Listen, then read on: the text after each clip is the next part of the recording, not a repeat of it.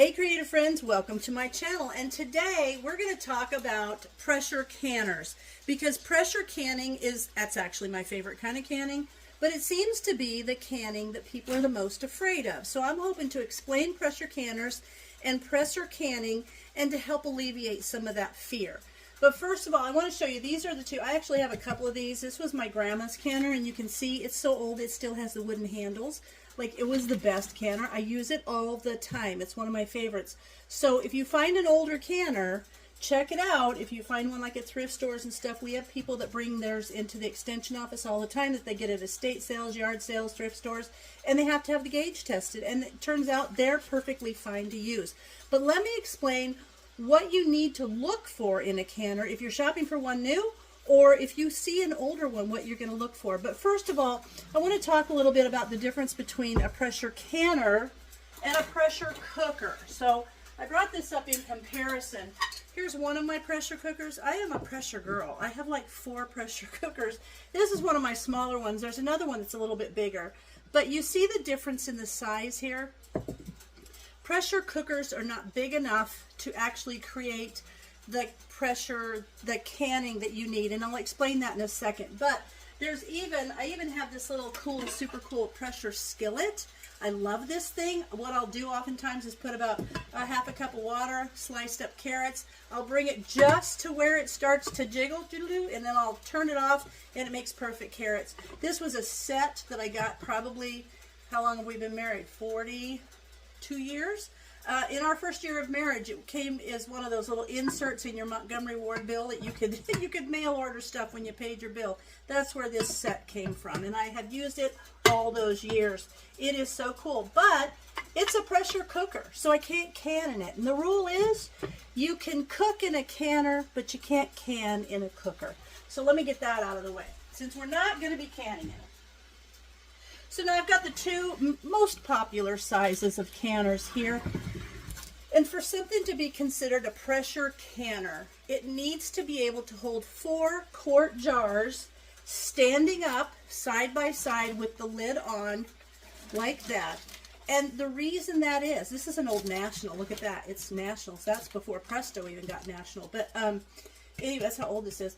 But you have to have the 4 quart jars because the research is done so that there is enough space. There has to be enough space around those 4 quart jars that it takes a certain amount of time for that steam to build up and stuff, because if you were using something smaller, it'd be much quicker. And so to get smaller than this, you're exhausting the steam, you're building it up so fast that it's not going to be a safe canning process, because the period of time that it takes to exhaust that steam around that size, in that size of a container, is part of the processing.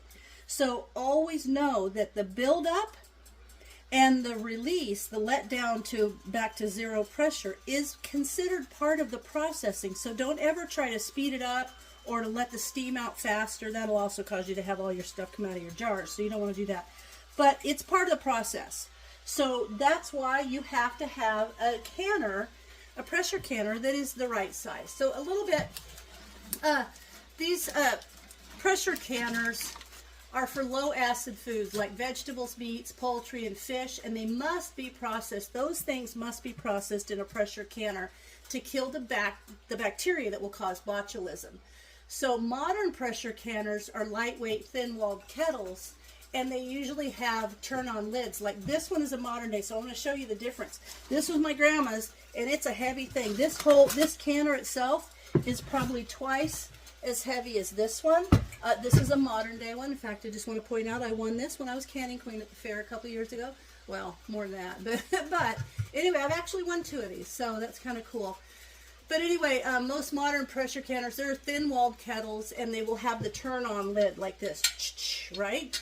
So they'll have that, and then they will have a rack. Generally, they need to have a jar rack, which I'll show you that in a second, and they will have a gasket, unless they are the ones that don't have a gasket, and those are called All-American. I don't have one of those. I've tried them before. I'm not a fan because they are so heavy. They're like the Cadillac of pressure canners, but they are just too heavy for my liking.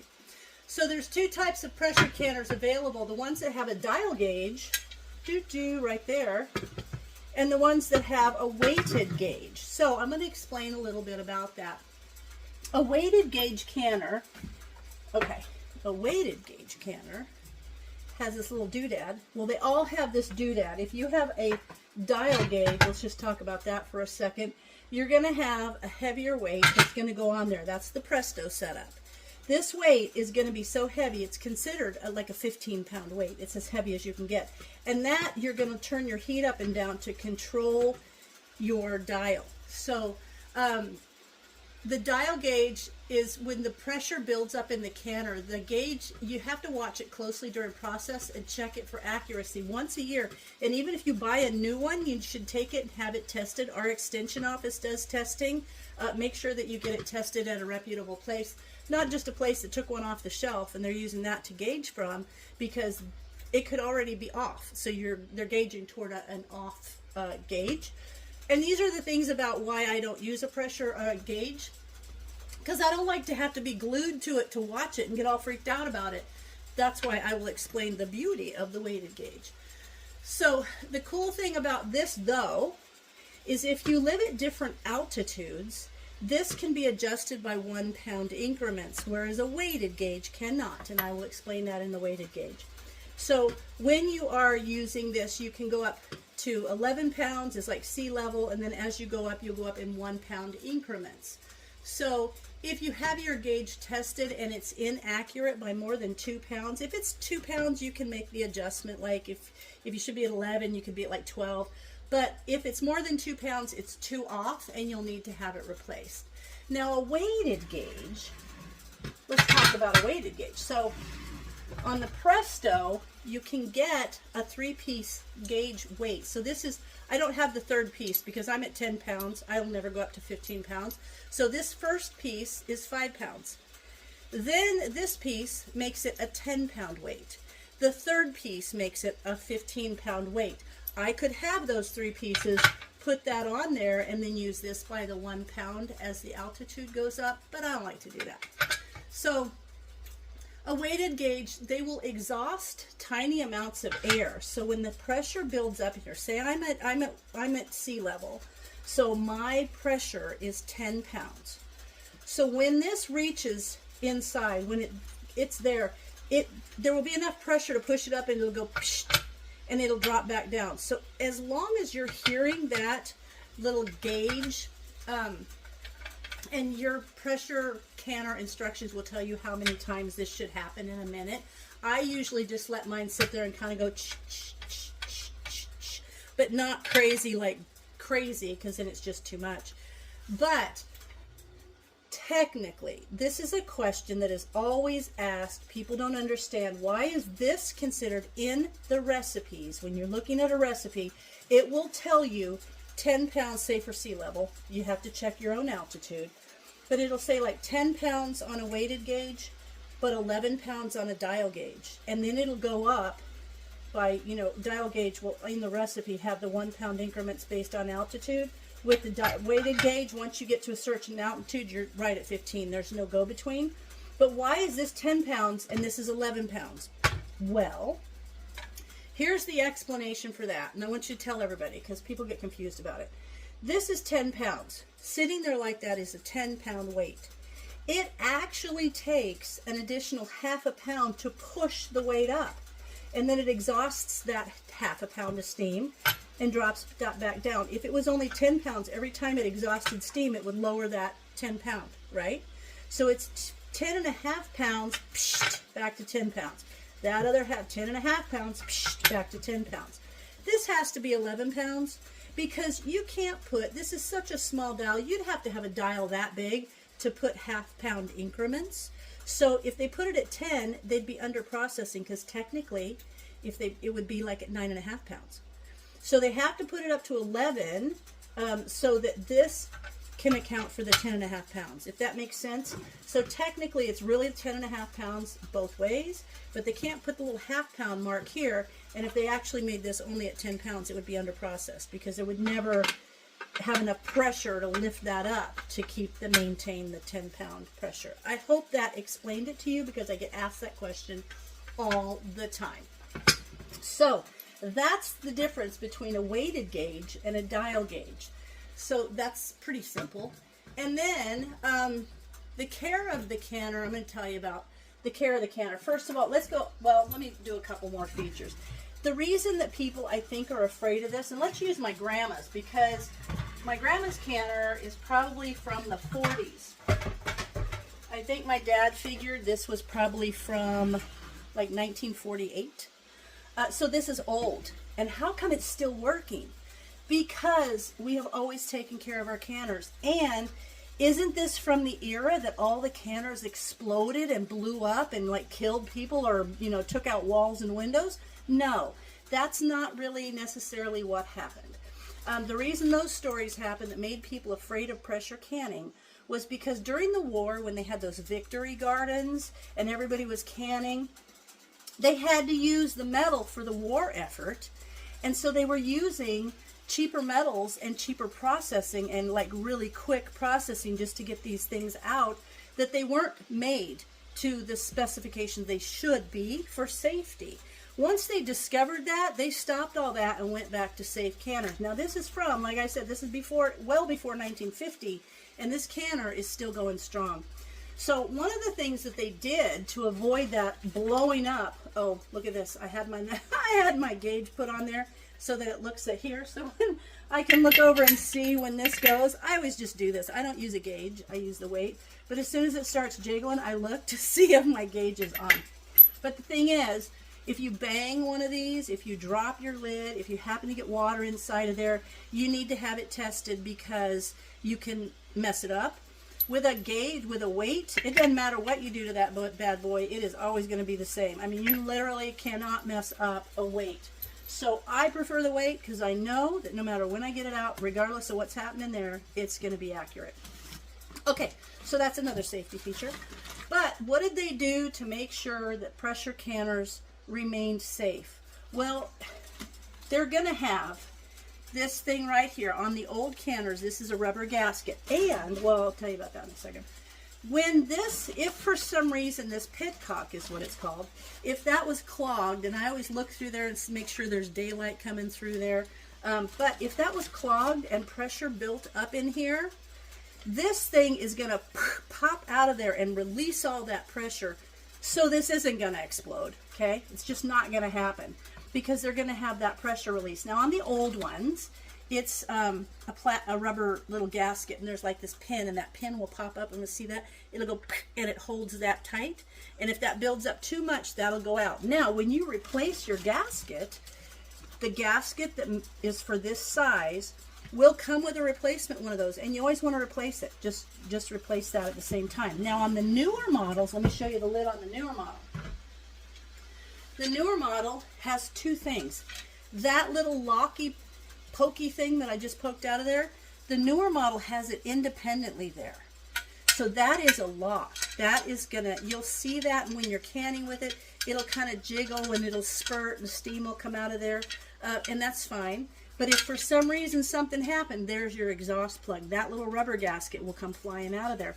And I always keep the model a sealing ring. I keep the box inside the canner so that when I need another one, I can order it. I can go to the hardware store and I can buy it.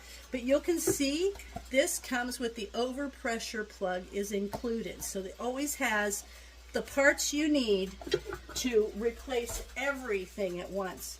I also take my gasket out of this one and I leave it because this gasket is wide like that and it fits right up in there. So that's how this gasket's going to go in. Okay, see how it fits? Now see this thing right here? You need to watch this because this actually screws on. It screws together, this little doodad. And what that is on here, see this little bar? When this goes on, and there will be one of these that's wider or narrower so that those fit on only a certain way, and it's got the little open and close so you can line that up. But what happens is, when this goes on here, this little doodad lines up with that little bar, and so when this raises up, you see how that will lock that in there, and that locks your lid down. So you can't open it until there's enough pressure that this goes down and releases that bar. So that's another safety feature.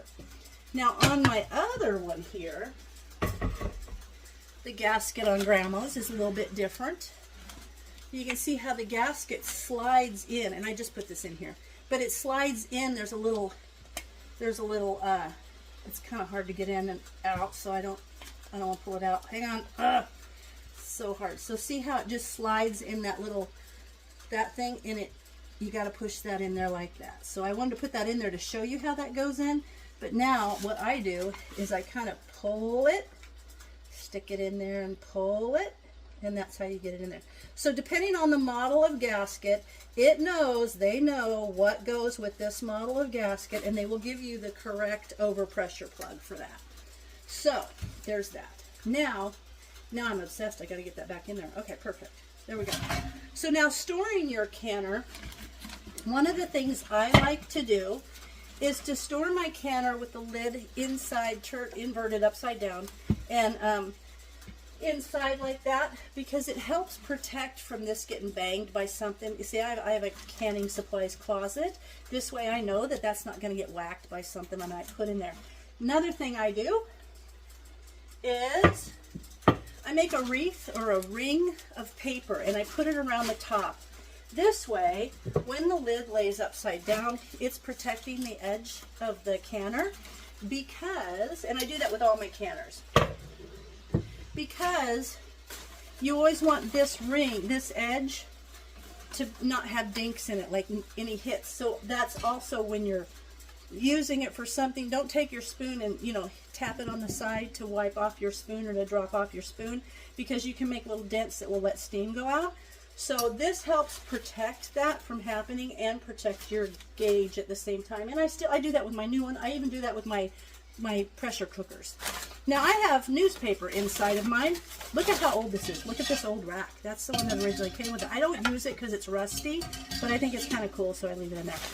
I put newspaper in here because if you're making something, if you're canning something like tuna, like we do, or a fish, it'll make your canner smell. If your canner starts getting funky smells, what you can do is take newspaper, sprinkle some vinegar on it, and just put it in there and leave it. The combination of the vinegar and the newspaper will help your canner get rid of that smell. So that's pretty much it about canners. They're not scary. If you learn to use them, they're actually pretty simple. But there's some rules when you go to canning. I told you about the 4-quart rule, because that time it takes for that size, see that size, they know that they can't get smaller than those 4 quarts, because as long as it's big enough for 4 quarts, the processing time of exhausting the steam or getting the steam built up and exhausting it is part of the processing. So don't ever forget that.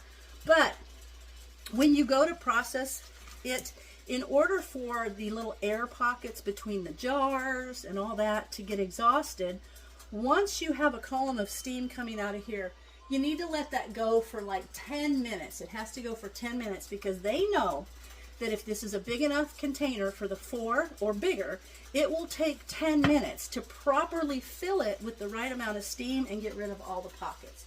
So there are the all-American canners that don't have gaskets, and those you crank down, and they're a different way to use them. I am not an expert on those, so if you want an all-American canner, there's lots of videos that explain it. I'm just a Presto girl. I just use this type of canner. So there's more, because you have to tighten it. It looks like, it looks like a science experiment to me. But anyway, so when you're using your pressure canner, you always want to place 2 to 3 inches of water in the canner. You would put more for longer processing times. Like if you're doing tuna or fish, it's 100 minutes. So you might want to put 4 or 4.5 inches. And if your small jar on the bottom, like if you're doing the little half pint jars or the squatty pints, if water goes over them, that's okay. It's all right. Just think. It's okay in a boil water canner. It's okay in a steam canner. So you want to arrange the jars on the rack so that steam can flow freely around the jars. You don't want them like all packed together. And if you want to have a double layer, you need to put a little, here, I'll get my rack.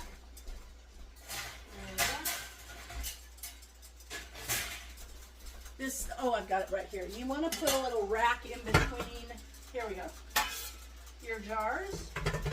You want to make sure your jars are always set on a rack in your pressure canner, not directly on the bottom of the canner. That helps the steam and the liquid and everything circulate around the jars. You don't want them set flat on the jar. You also don't want them set on a towel. People will say, oh, put a towel down there. That towel is not going to let the steam and the water circulate around the bottom of the jars. Now, if you want to double stack, like in my big tall canner over there, I'll do tuna, and I'll do a couple 3 stacks in there. You always want to place a spacer in between them. What this is going to do is going to keep the jars from sitting one directly, we'll just use this as an example, on top of the other one, which would hold this lid down. If you have the ring on and you set that there, you see how there's that little edge? That will hold it up there so that the jars won't hold the other flat lid down and prevent it from exhausting the steam in there that is supposed to come out. So then you also want to stagger them. Don't stick them right on top of each other. Put 2 here and 1 here. So you want to stagger them.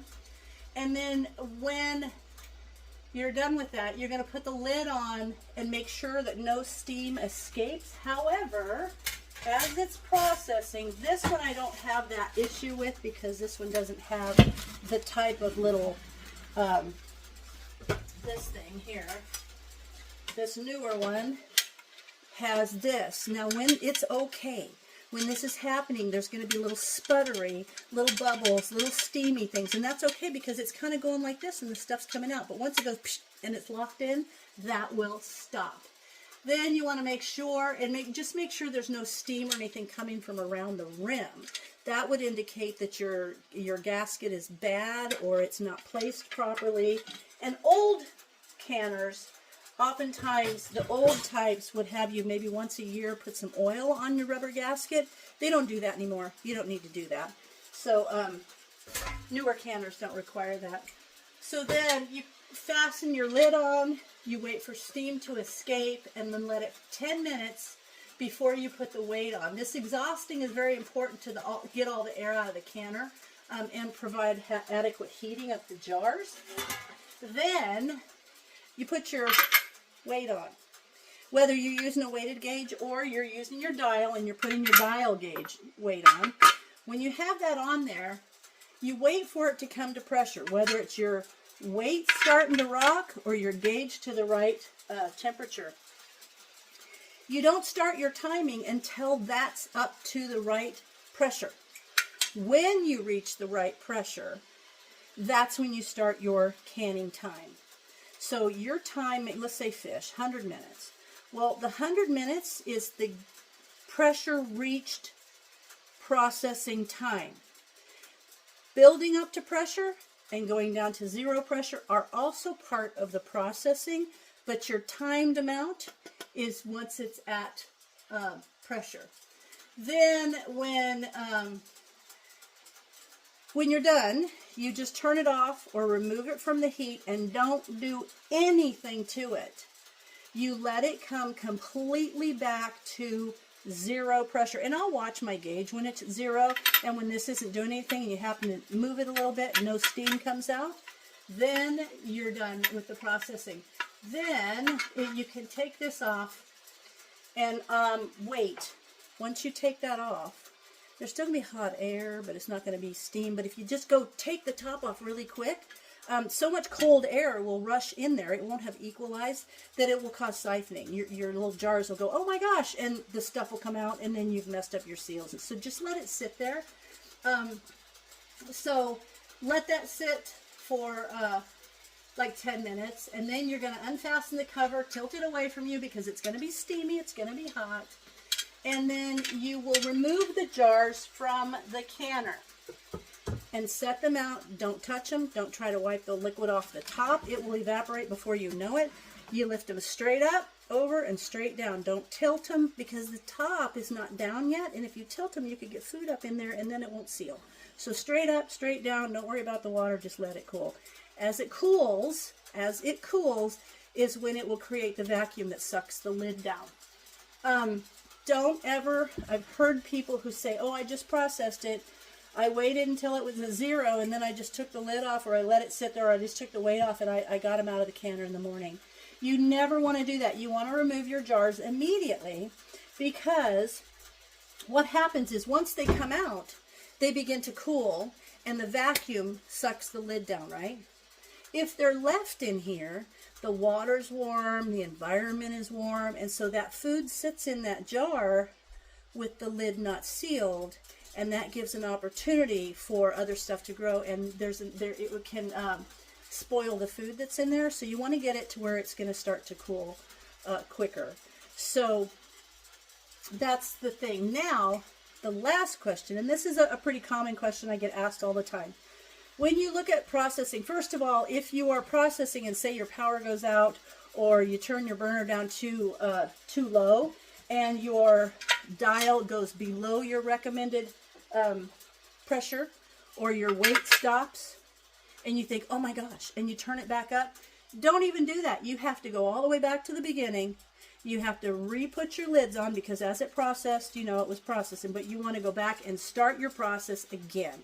You have to start over because once it's gone below pressure, then it hasn't had the full length of time in there to kill the spores for botulism. It will have stopped and then started, and it needs that whole length of time in order to be safe. So you just have to start over. You just have to reprocess it, basically. So that's important. But a lot of things will say, if you have a jar that is not sealed, say I took this out, this is honey, but say I took this out and I set it on my jar, at 24 hours, don't touch them, don't mess with them, don't do anything, for a minimum of 12 hours, you'll see it's still boiling in there for a while after you take it out. But 24 hours later, say, oh, listen to that, it didn't seal, what do I do? You can reprocess this food, and yes, it's set out on your counter for 24 hours. Well, why is it not safe now? I mean, how come it's not safe? It's been out on the counter for 24 hours. Because in the processing, it killed everything all the way down to the point that, like when we take food out and leave it for 4 hours, it has already been exposed. There's already been stuff. So it only takes about 4 hours for those bacteria to grow. If it's been processed and in that jar, in that environment, it's killed it all the way back to where those little things have to start first to then click into the it can't be out for 4 hours kind of thing. See what I'm saying? So you've basically sterilized it. So it hasn't gone long enough for anything to start growing, so you can go back and reprocess it safely. I hope that explained that. It's kind of a weird thing to explain, but that is the question I get asked all the time. How can you let it sit out for 24 hours and it's not going to make you sick? Well, because it has to go all the way back to starting at ground zero, basically, to build up the bacteria and stuff. So I think that's it. It's not a scary thing, pressure canning. It's actually my favorite form of canning. One thing that's cool about pressure canning is because it gets so hot, you don't have to sterilize any jars. You just don't. Because the sterilizing actually takes place in the processing. So you don't have to sterilize your jars before you pressure can. Just wash them, make sure they're clean. So that's cool. Don't use store-bought jars. Always use a canning jar, because the pressure is so high, and normal glass from jars like spaghetti sauces and stuff are not made to withstand that type of pressure. I know people do it, but it is not recommended. Also, store-bought jars are not done always necessarily to the lids to fit exact. They're close enough, but they aren't exact. So you want to be careful about that. I can't think of anything else that I need to tell you. Always use a rack. I told you that. But, you know, get to loving your pressure canner, because it is awesome. And actually, it's like, seriously, it's my favorite form of canning because it's so simple. And the stuff just goes in, boom, nothing major, and there's not a lot of water that's used in it, so it's a good thing. So I hope this helped explain a little bit about pressure canning to you, so that it's not such a scary process. Be sure and look at your manual. It will describe different brands have a different rocking motion, how many times a minute. That's another thing about All American. It only goes like, I don't know, like 3 times a minute, and I found myself so worried about making sure it was rocking, because I'm so used to my Presto, which just kind of sits there and goes ch. Yeah, it's so simple. And the All-American has to sit there and then go, Ch. It's so weird. So I just couldn't do it. So find a pressure canner that you're comfortable with and get used to it and learn to love it, because it's awesome. So I hope that helped. And as always, thanks for watching, and I'll see you in my next video. Oh boy, I'm sorry about that. I signed off and I realized I completely forgot to address something that I know people want to know about, and that's using those electric pressure cookers. Okay, first of all, there is one that has been made by, I believe, I want to say it's Presto, but it is specifically a pressure canner, and it's an electric pressure canner. Now, that was created specifically for canning. The other things that you see on the infomercials and that kind of stuff, and yes, I know people are going to come on here saying, I've used mine forever and no one's died. I don't care. They are not made for canning. They say they've got a feature on there for canning, but it is not the type of research and approval needed to show that that is truly safe for canning. So do what you want to do in your own kitchen. But the one that is actually made for pressure canning, I have great hopes because I think it will help people begin to be more involved in pressure canning. However, it has not been independently tested by USDA or any university or anything. It has only been tested by the manufacturer. So it's really not officially approved because it has not been third-party tested. And I'm not going to even consider any of that until I know it's been third-party tested, it's been run through all of the tests and things that need to do for them to say that it is truly a safe product to use. Now, I'm going to stick with the good old guy that I've used forever, and I know it is safe, and I'm not going to try anything until we know that that is as safe as doing this. And when it comes to Instant Pots or any of those Power XL kind of things, they were not created for pressure canning. There are just too many things. Altitude, there's an automatic cutoff if it gets too hot after a certain period of time. There's too many things that happen. And why do they say, oh, it meets the requirements? It can be done like for boil water canning, but pressure canning, it just can't. It doesn't get to that. So it reaches pressure, but that's it. So stick with what we know, stick with this, and hopefully they'll do third-party testing, and we will know if that pressure canner, that electric one, is approved across the board. I know that a lot of people are using it, and they're loving it, and that's fine. For me, I just have to make sure that it is as safe as what I'm used to. So there's that. I know, don't come after me. That's just my own opinion, and it just kind of helps you. If you do get one of the things that we recommend at the extension office, our extension office recommends, we've got a PDF on it that you can pick up, but it basically says it's not third-party tested. However, it was tested by a reputable company that created this for that reason specifically. And if you get one of those things, just make sure that you don't just use a random recipe in there. Make sure that you follow the instructions to a T with that item, and then it will, then it will probably serve you fine. But just know that it has not been third-party tested.